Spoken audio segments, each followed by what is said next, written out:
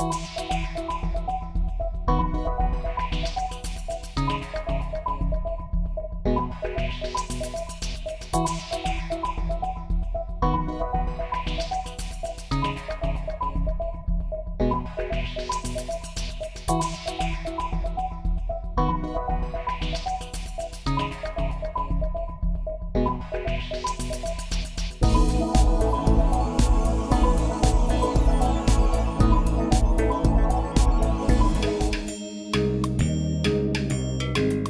Get in the Swim program here was a pilot program that we actually created 3 years ago.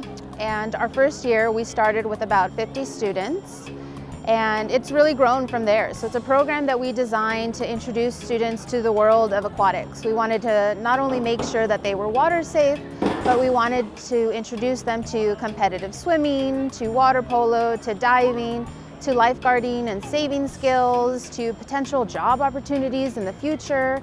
I mean, we wanted them to be able to compete in high school and collegiately if they wanted to do so. So really just open doors. The students from Washington Steam Magnet are the ones currently participating in the program, and we started with 6th graders, but for the past 2 years we've actually included 6th, 7th, and some 8th graders as well. Last year we were able to increase the program to about 70 students, and this year we actually have 105 students participating, so that's pretty exciting. The partnership really was born out of a relationship with the Community Development Block Grant, or a CDBG grant, that allowed for us to provide this opportunity for 6th and 7th graders, which we're thrilled with, because building on our program, which is a water safety and learn to swim program for 3rd graders, this is really intended to provide an opportunity for young students or student athletes to get exposed to the idea of competitive teams that we have here at the center and continue their relationship with not only PUSD and their students, but also with our programming here at the center. And we want to build a lifetime of aquatic passion with these kids. We start off the program by making sure that all the students are water safe. So we put them through a quick swim test, and I think the first year that we did this, we were a little shocked. We expected their swimming to be a little higher than it was. So the competitive swimming that we were introducing them to kind of had to take a shift a little bit. So we kind of went back and made sure that they were all water safe before we moved on to competitive swimming. But they have 7 days that they do of each program. So we do 7 days of competitive swimming, 7 days of water polo, 7 days of diving, and then we have 3 days at the end of lifeguarding. The thing I love about getting the swim program, it gives the opportunity for young people who don't have access to a pool to actually be able to utilize our beautiful public facility here in the city of Pasadena at the Rose Bowl Aquatic Center. At the age of 36, it's just kind of embarrassing to say that I'm not a swimmer.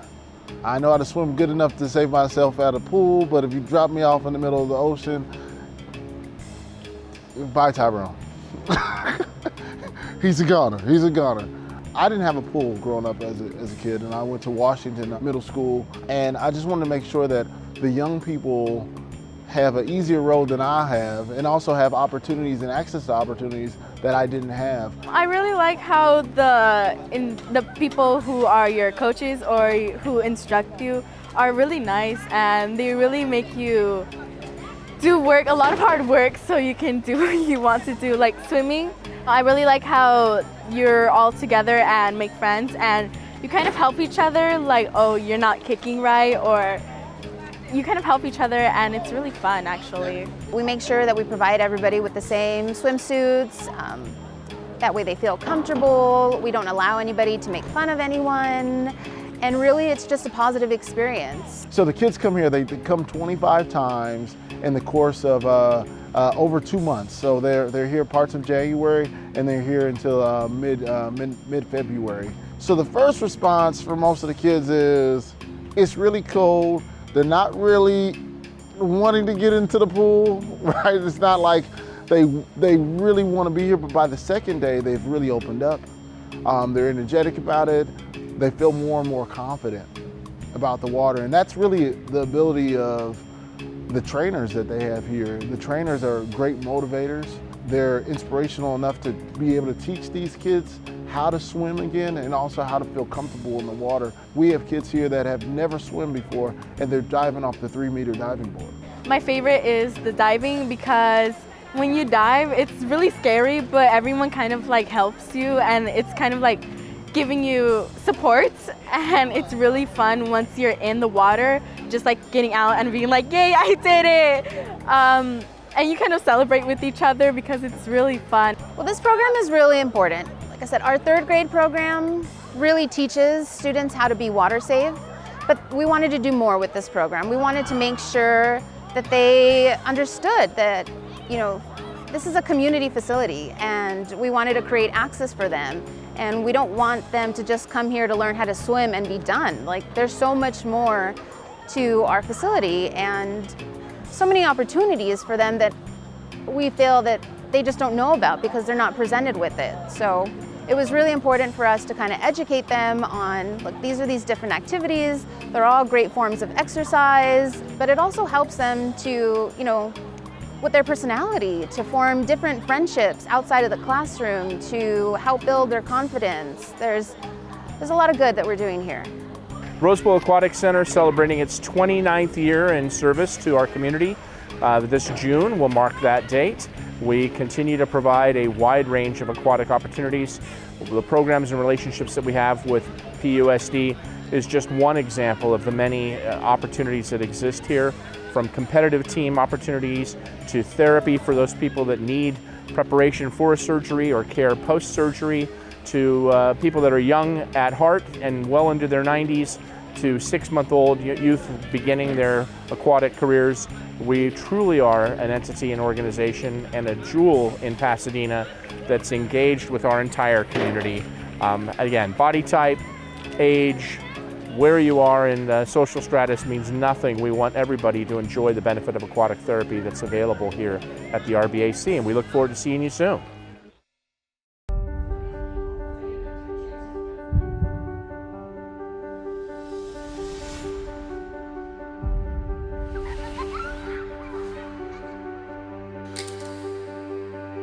Of all the moments you share with your best friend, the greatest could be the moment you save her life. Every second counts in cardiac arrest. Learn hands-only CPR and be the difference for someone you love.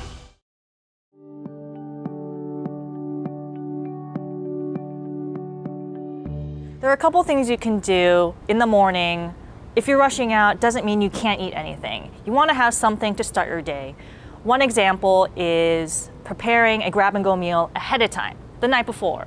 So something you might want to put together is a fiber-rich carbohydrate and a protein, and that's going to give you the energy that you need to be productive, to focus, to memorize things. Some examples are Greek yogurt and a piece of fruit, a hard-boiled egg, and a piece of whole grain toast. Or a popular thing is something called overnight oats. People will put together rolled oats, some almond milk, peanut butter, chia seeds, mix it up in a mason jar, and just throw it in the refrigerator, and that's ready to go the morning of. A common tendency people tend to make for lunch and dinner is to grab something fast, like at a fast food restaurant or a drive-thru. You can still eat out, but make sure you choose a healthy choice. Eating out doesn't mean you have to choose a burger.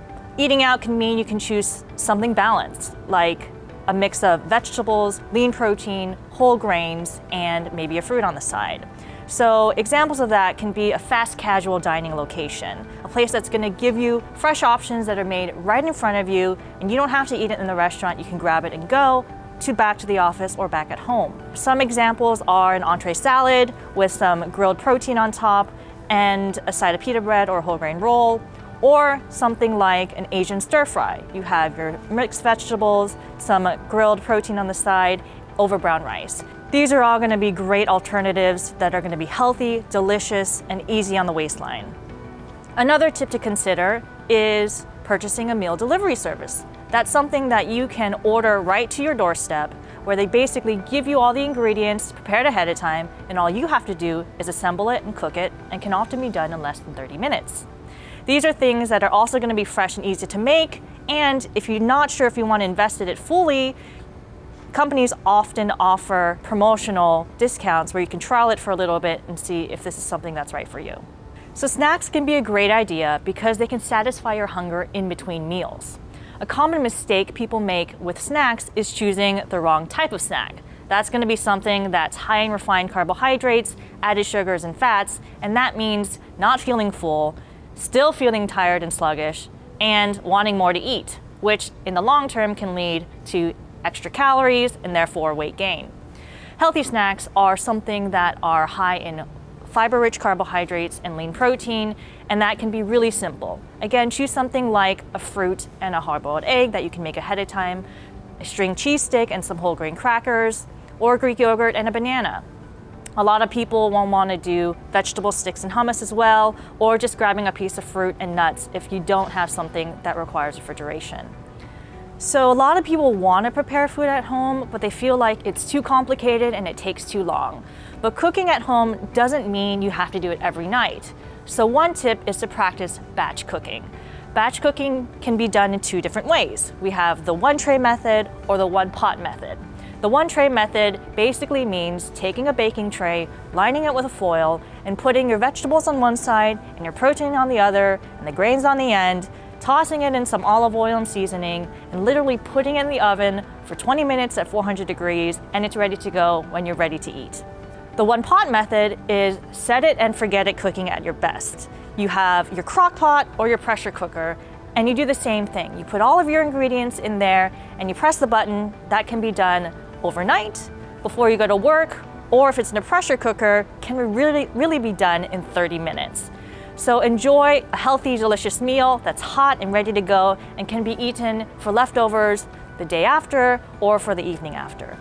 So if you're preparing lunch for your kids, you want to make sure that they are nutrient-dense foods. So we're focusing on making a balance of whole grains, proteins, vegetables, and fruits. That way they get something from each food group, and that's going to promote energy for their day as well as promote healthy development. The important thing to do is get your child involved so that they feel empowered to not only enjoy the healthy foods, but they're going to be more likely to eat it. So if you're making the food with them for lunch, pack something that they're excited about and get them involved in the grocery store and get them to assemble it at home. If they're buying food from lunch at school, then look at the menu ahead of time and talk out which choices are going to be best for them, and that way you're both on the same page and you know exactly what your child is eating. For personalized nutrition tips and more, visit huntingtonhospital.org/nutrition counseling.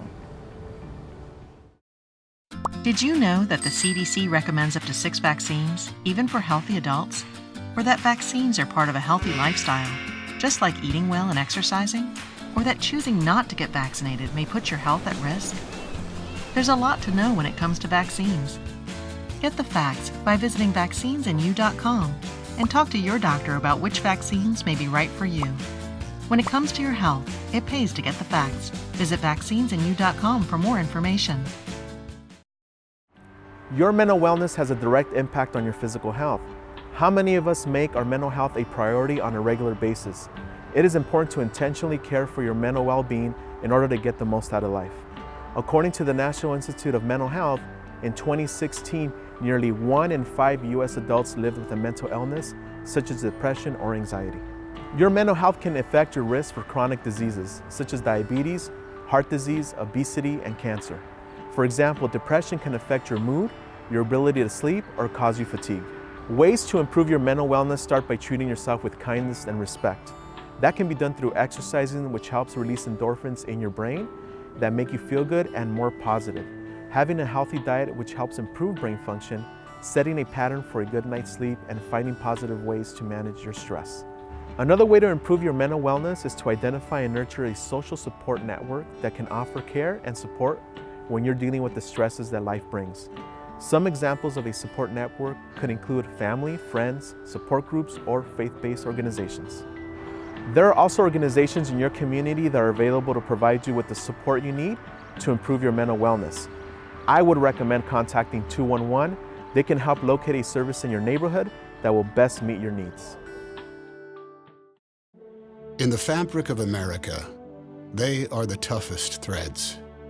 One of the first things they learned was the code that every service member lives by: leave no one behind. Now all of us need to live by it too, because some veterans are being left behind. 20 of them take their own lives every day. Learn how to be there for a veteran at BeThereForVeterans.com. Honor the code. Be there. Leave no one behind.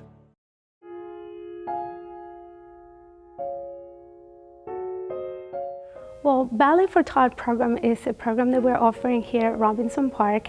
It's designed for kids aged 3 to 6 years old, and we're teaching them the fundamentals for ballet. We're starting teaching them how to stand on the bar. They do ballet bar and they learn pliés and port de bras. And then later we go to the center and then they cross the floor, spinning, basic spins and jumps. Kids react in the class with a lot of joy. They have fun. They enjoy every single part of the class. They learn a lot. You know, like sometimes people will think a kid 3-year-old won't get as much information, but it is amazing how they react to the class and they learn and they do the exercises, and little by little they're perfecting the movements. They improve their social skills when they're coming to class. They also improve their personalities. They feel more open and more confident on themselves when they're dancing. So it is very nice to see them, you know, like at the beginning when they start, how they're opening up little by little with the rest of the class and with me. The class is very beneficial for kids. They really enjoy being in class, and it's good for them in all the aspects. It creates them discipline. Ballet is beautiful for kids because it's gonna start improving their line and their posture since their young age. And it's gonna be helpful for them in the future if they wanted to learn any other kind of dance. Zumbini is a music and movement program for children ages 0 to 4, and they take the class with their parents or caregivers. Together we sing, we dance, we use musical instruments and other musical props in a fun learning environment, and it's just awesome for the exposure.